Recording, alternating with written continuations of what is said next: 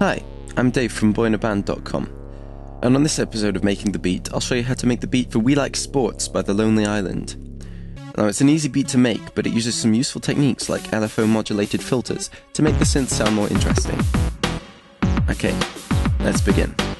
Now, the first synth to make is this intro note. I'll just loop that here, yeah, so we can listen to it.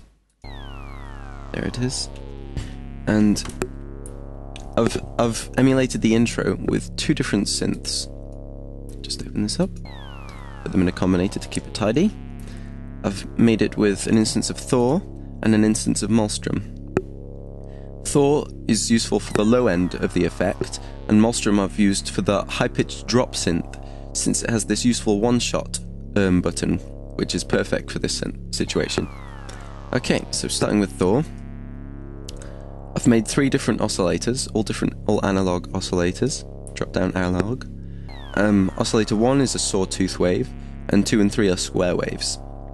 Now, all the octaves I've lowered as well, just to get that bassy sound, but obviously you could just put in the notes lower in the sequencer window there. Now, I've split the 3 octaves into 2 paths.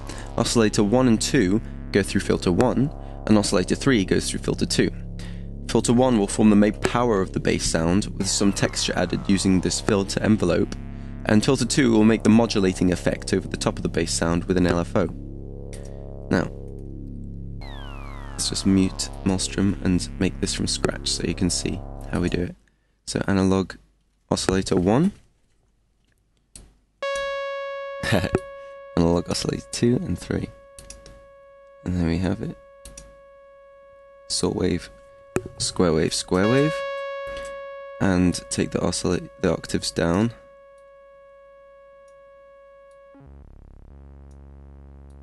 There you go. And setting up filter 1, I've turned the frequency up to just about a quarter, just above a quarter, and turn the resonance rather, to about halfway. Now the envelope, I'm going to turn to full, so the filter envelope has complete control over that filter. You can hear that's the envelope's effect on it. D and S value in the filter envelope, I'm going to turn to about 15-ish.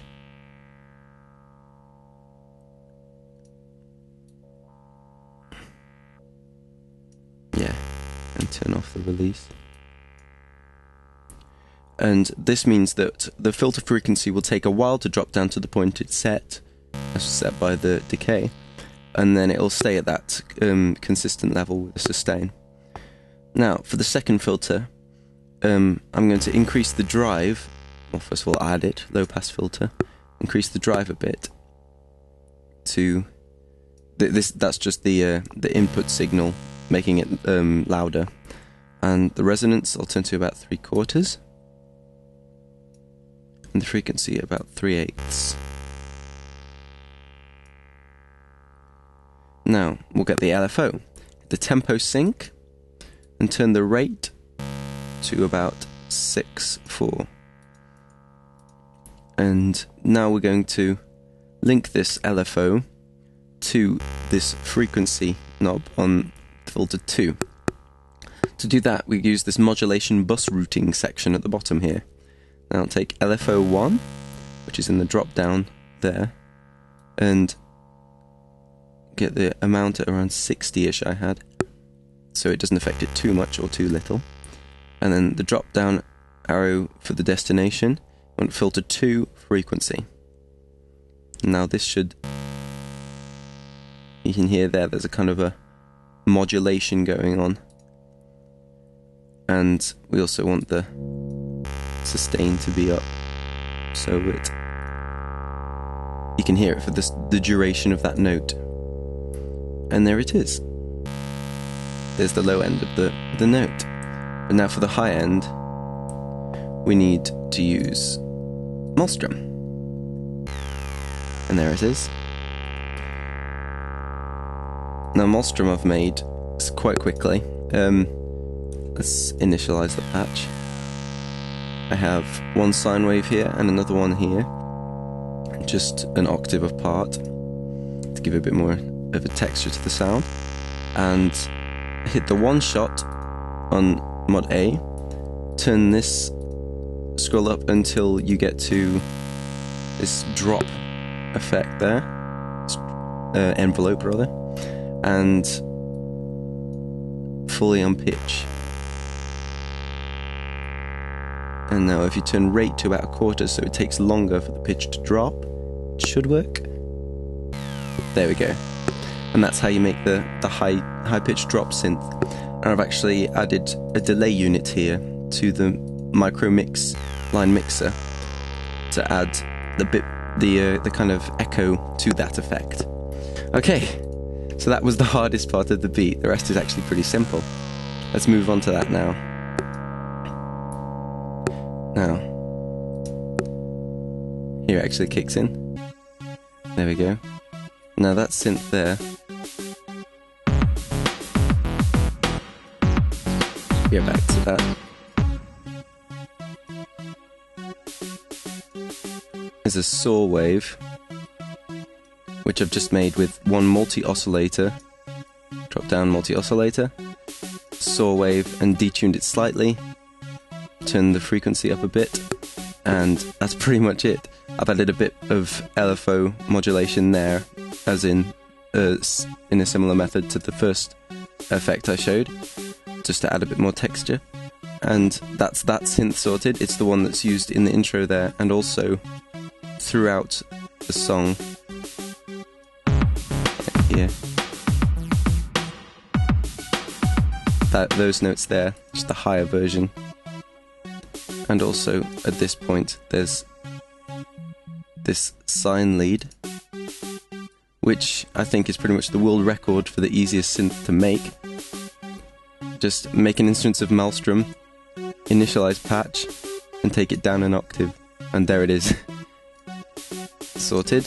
And that's used at the intro part there, and also in the choruses. And as you should be able to hear, there's also this pad synth, which, thinking about it, breaks the world record again.